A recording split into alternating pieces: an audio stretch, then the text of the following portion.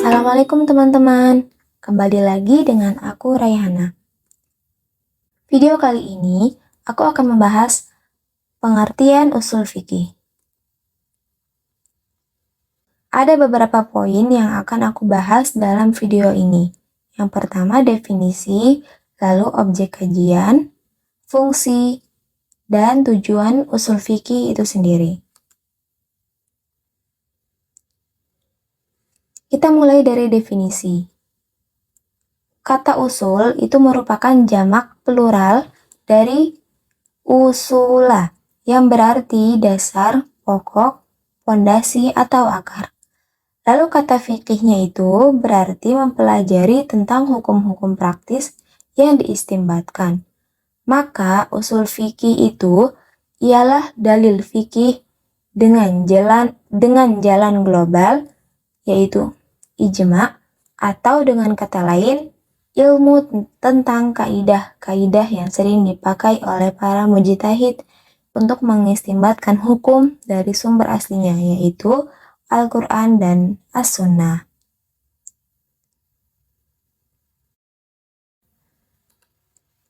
Lalu, secara bahasa, ma yubni alaihi ghairuhu wa yatafarra'u alaih. Suatu hal yang berdiri di atasnya hal lain dan bercabang-cabang. Lalu, menurut istilah, pengetahuan tentang putusan hukum yang berdasarkan ijtihad. Nah, di sini usul fikih itu terdiri dari 4 bagian. Yang pertama dalil. Dalil itu sumbernya diambil dari Al-Quran, As-Sunnah, Ijma, dan Qiyas.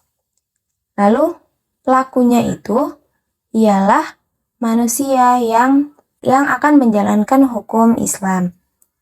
Lalu prosesnya adalah dilihat dari dalilnya.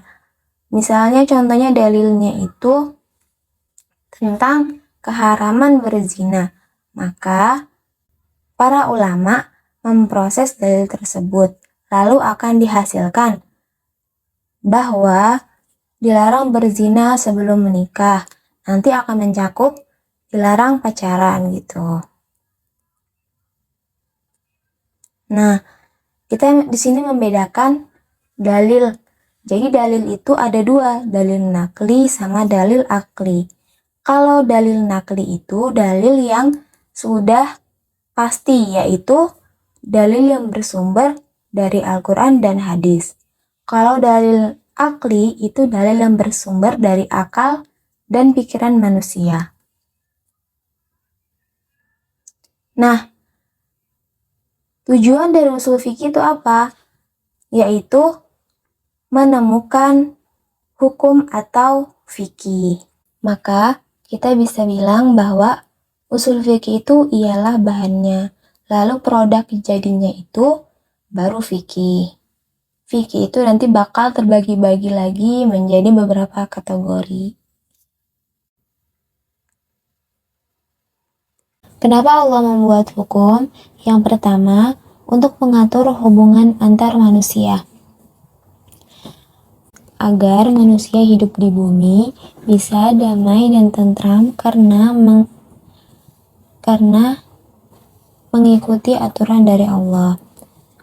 Kedua, untuk menguji hamba-hambanya. Bisa dilihat, hamba-hamba yang mengikuti aturan Allah, maka ialah sebaik-baik hamba. Yang ketiga, diciptakan manusia untuk beribadah kepada Allah. Maka, bentuk ibadah kepada Allah adalah mentaati segala aturan yang dibuat oleh Allah. Dan yang terakhir, mencapai ridho Allah dengan beribadah.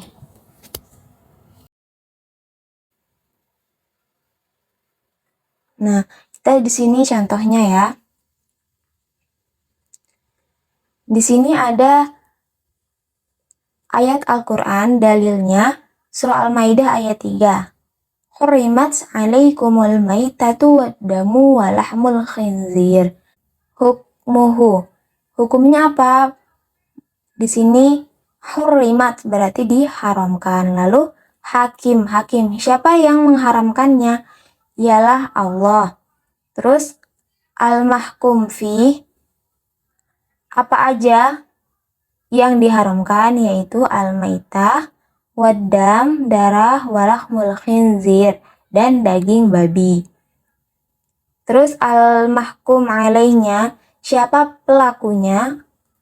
Yaitu annas, seluruh manusia. Berarti seluruh manusia harus mentaati bahwa Allah telah mengharamkan al-maitah, waddam, walahmul khinzir. Nah, di sini al-maitah itu artinya bangkai, waddam itu darah, walahmul khinzir itu dari daging babi. Contoh lainnya ini surah Al-Baqarah ayat 275. Wa ahallallahu al-bai'a wa harramar riba.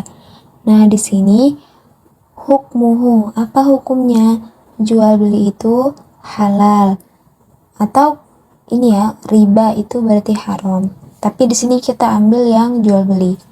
Berarti al-hukmuhu halal. Terus al-hakim, siapa yang menghalalkan itu? Allah. Terus mahkum fi, apa objeknya? Ini al-bai', yaitu jual belinya. Lalu al-mahkum alaih, siapa subjek atau pelakunya di sini? Yaitu annas, semua manusia. Maka jual beli itu halal bagi semua manusia.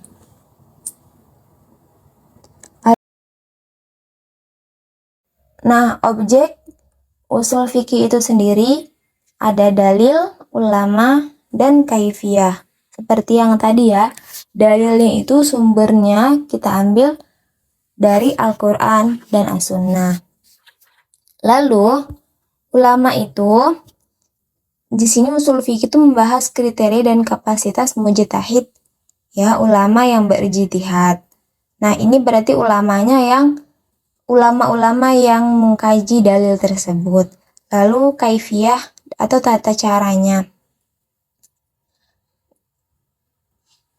Tata cara, di sini usul fikih menjelaskan tata cara proses istimbat hukumnya dan penetapan fatwa para mujtahid dari sumber-sumber hukum.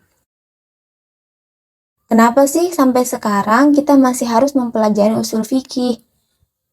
Itu adalah sebuah ijtihad kita untuk meneruskan tradisi keilmuan para ulama terdahulu.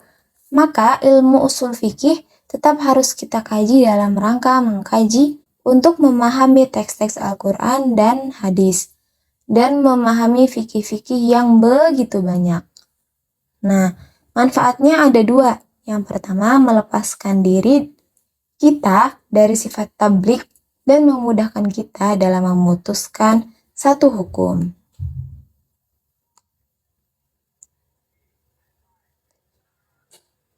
Maka dapat disimpulkan bahwa usul fikih itu itsbatul adillah al-ahkamu wa thubutul ahkami bil adillah, yaitu menetapkan dalil-dalil untuk hukum dan menetapkan hukum dengan dalil. Itu inti dari usul fikih. Nah, segitu aja dari aku.